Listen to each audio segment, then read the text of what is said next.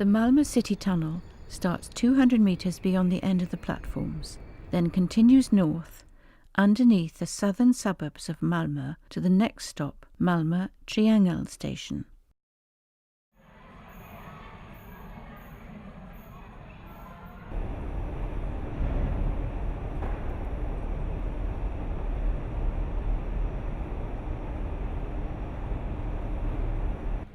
This station is next to Sankt Johannes Church, close to the neighbourhoods of Mjölevåningen and Pildammsparken on the edge of the town.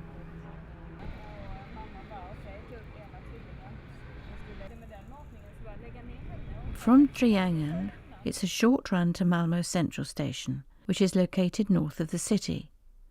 This was great when the connection to Copenhagen was by ferry, but less convenient since the opening of the bridge in July 2000, when the ferry service ceased. The tunnel line station at Malmö Sea is located under the western side of the main station and has 2 island platforms and 4 tracks. The platforms themselves are good and wide to aid passenger flows. In addition to the Öresund trains, these platforms have to support SJ trains to Copenhagen, county-sponsored regional trains and some freight trains at night.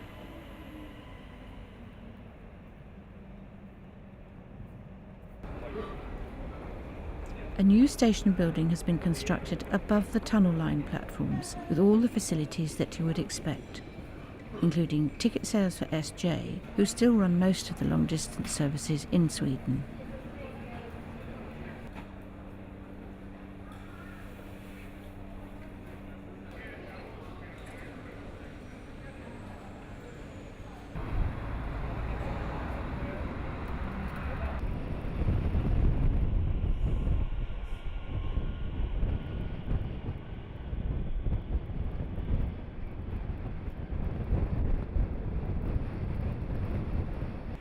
SJ run an hourly train to Stockholm, using X2000 tilting trains, some of which start back at Copenhagen.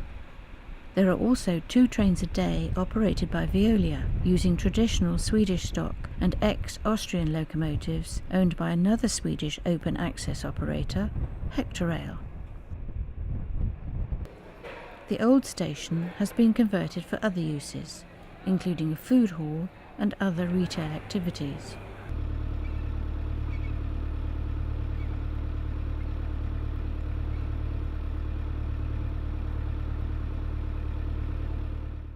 The boat then passes under Universitetsbron and out with an all too brief look at the commercial port.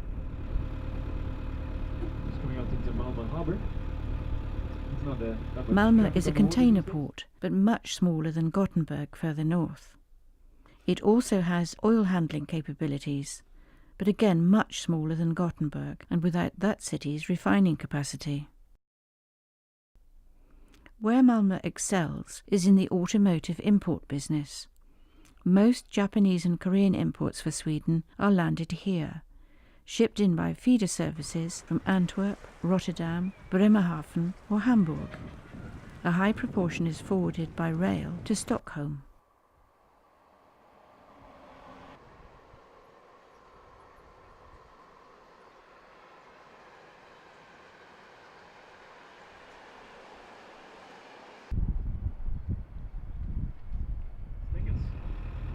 Den som vi ska ut nu är en så kallad klaffbro som öppnas så här med hjälp av motorvikten.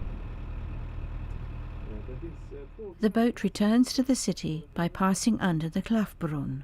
This is a large sheltered basin with a Kockums wind turbine factory on the right and Nord Mills on the left.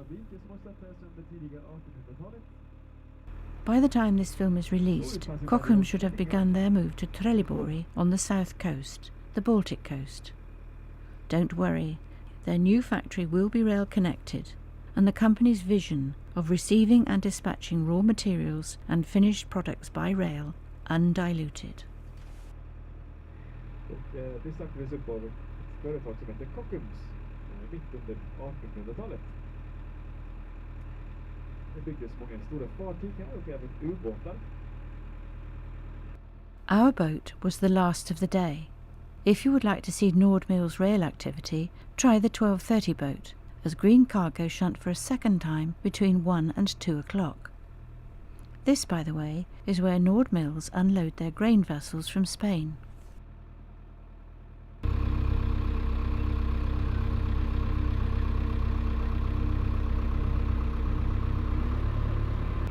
Under another bridge, and we're in the district of Öresund, at the end of which is the city's police station. Fans of Danish, Swedish TV series The Bridge may recognise it. Jo, det var faktiskt så farligt att cirka 8 människor dog varje år efter att de hade trillat ner i kanalen. Sprängning eller bron på lyfta. Ja, men de användes aldrig. Förr i tiden så var det så. We are nearing journey's end, but have one treat left for rail enthusiasts as we make a final turn to the left and follow Norra Vallgatan towards the central station with the railway on our right. The line is so busy you would be very unlucky not to spot something. The line is in fact so busy that the Swedish transport authority, Trafikverket, are making expensive plans to quadruple the line to Lund, a university town that will play a part in our Öresund round trip later.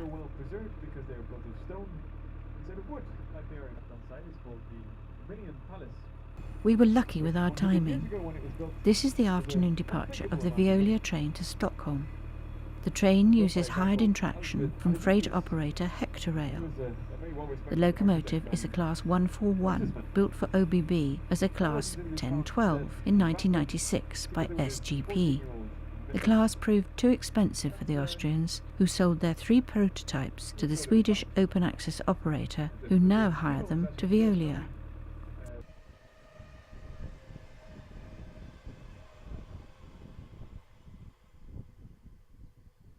While we're in the area, there are a couple of small excursions from Helsingborg that you might enjoy. The first is to Sofiero Castle.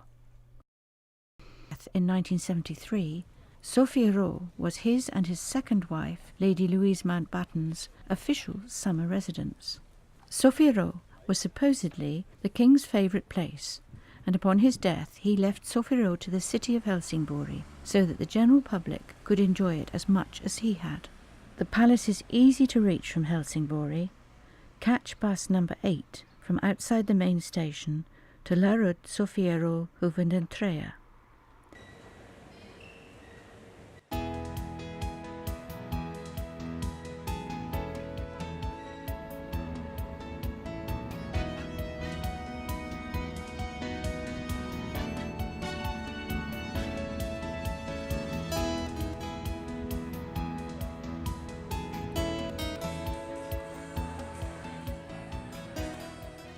Time enough for a quick meal, or you can spend some time on deck.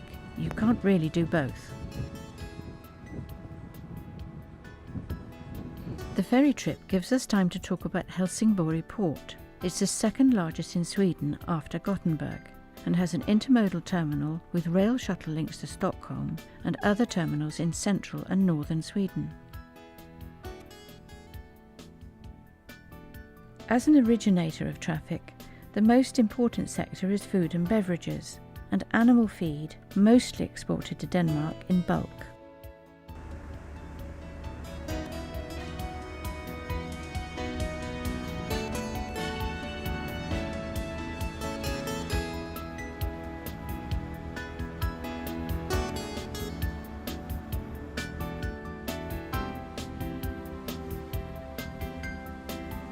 The castle of Kronborg welcomes you to Denmark and the town of Elsinor. This is the narrowest part of the Öresund, its neck. In fact, Elsinor is Danish for just that, neck.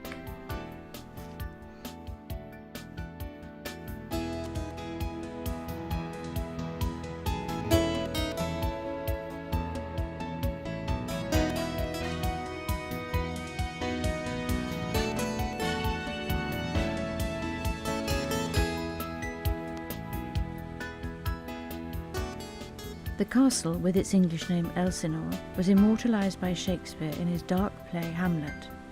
In more modern times, Kronborg Castle was re-immortalised by UNESCO, who granted it World Heritage status in 2000.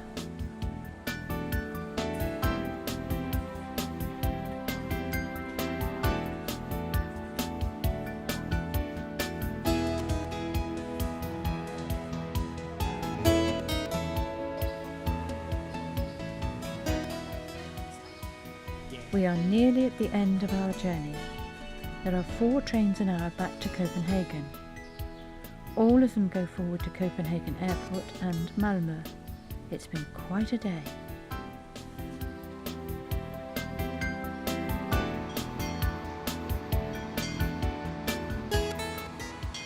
Thank you for travelling with Ticket to Ride. We hope you've enjoyed the journey.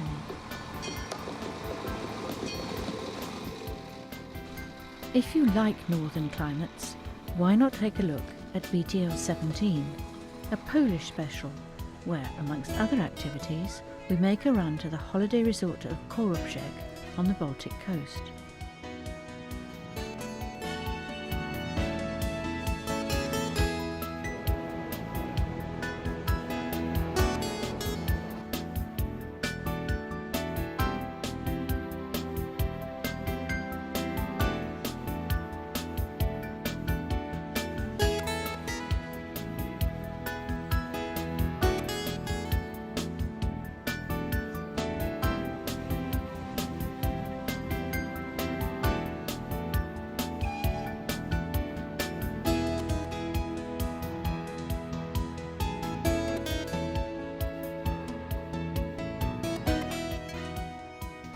Do join us.